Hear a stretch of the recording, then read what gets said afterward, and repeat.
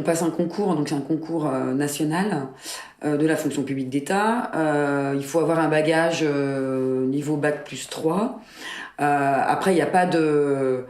Voilà, il faut avoir un niveau bac+3. Certains sont plus orientés juridiques, ont fait des études de droit, d'autres non. Enfin, moi, à mon époque, c'était assez... il y avait un peu de tout. Moi, j'ai pas fait d'études de droit, par exemple. J'ai fait une fac d'AES, administration économique et sociale. Et donc, j'avais pas eu de formation purement en droit du travail, pas du tout. D'autres ont fait des cours d'histoire, d'autres étaient cours d'espagnol, même, je me souviens, dans ma promo. Le gros, quand même, de la formation, c'est quand même de la théorie, de la pratique sur des cours de droit du travail. Donc, on a balayé institutions représentatives du personnel, la grève, la durée du travail, l'hygiène et la sécurité au travail, etc. J'ai quand même eu l'impression, quand j'ai pris mon poste, que j'avais été à peu près formé à exercer mon métier. Voilà. Avec des points plus forts que d'autres, mais à peu près formé.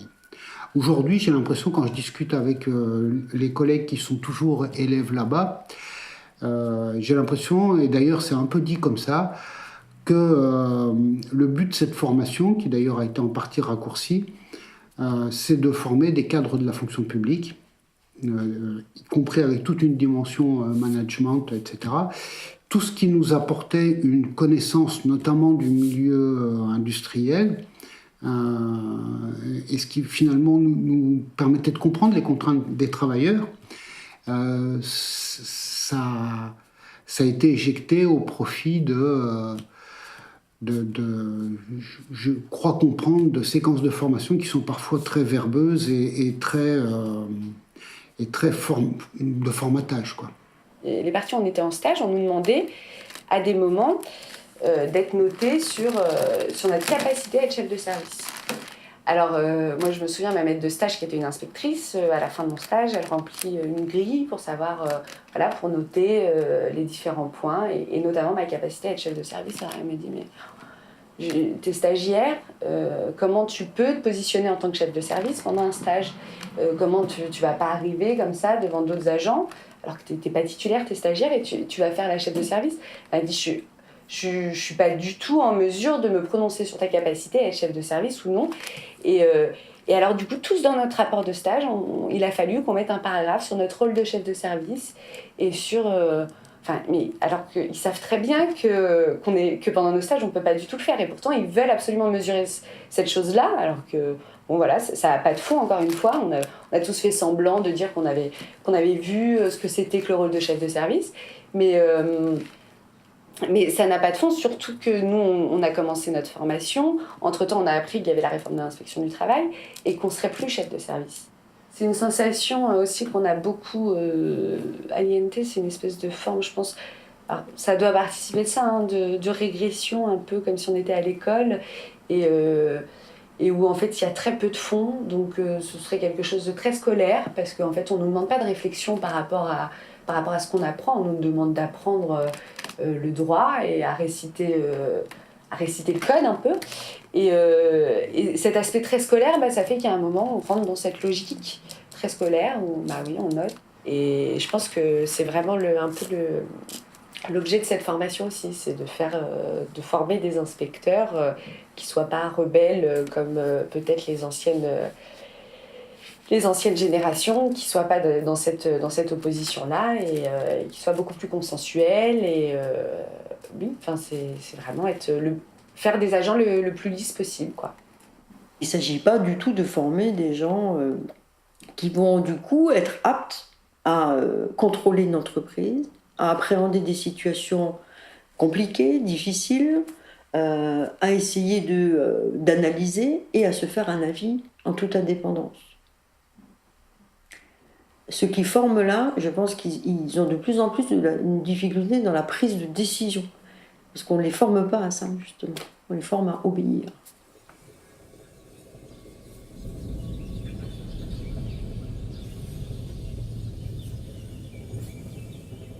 Nous, on avait, donc jusque dans les années 2005, par là, 2004-2005, hein, il y avait, dans le stage entreprise, il y avait une partie en production, ce qu'on appelait nous stage ouvrier, et puis il y avait une partie... donc on essayait de voir tous les aspects de la vie de l'entreprise, mais ça passait obligatoirement par au moins la moitié du stage en production.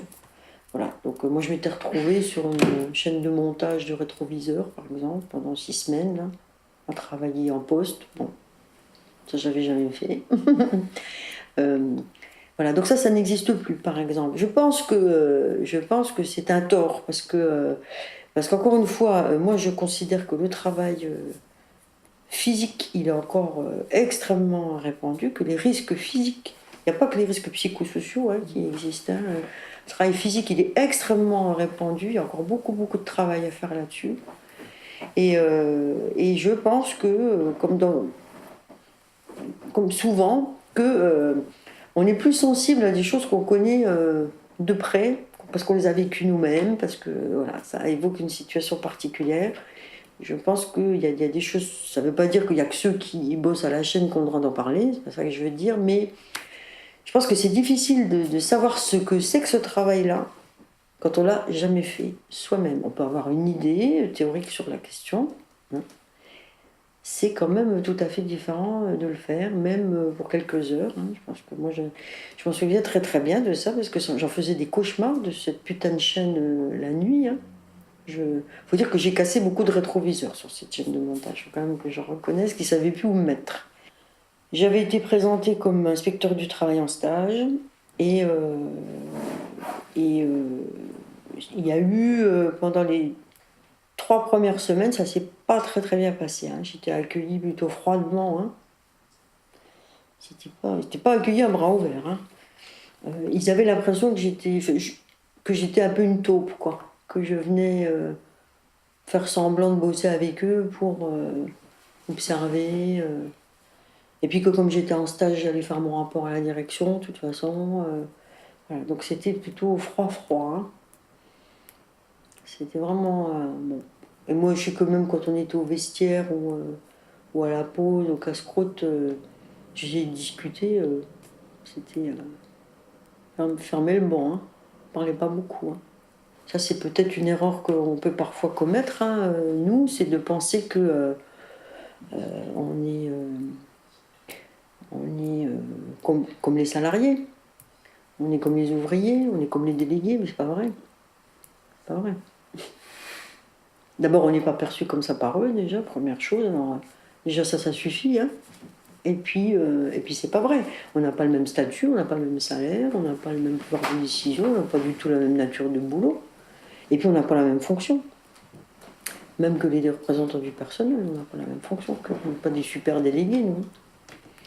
Donc je pense vraiment que c'est une erreur. Alors moi, ça, je m'en suis rendu compte peut-être un peu plus vite que les autres, parce que moi, je suis d'un milieu ouvrier.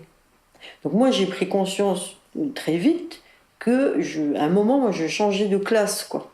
Donc moi, je m'en suis rendu compte assez vite. Et c'est un autre monde, hein.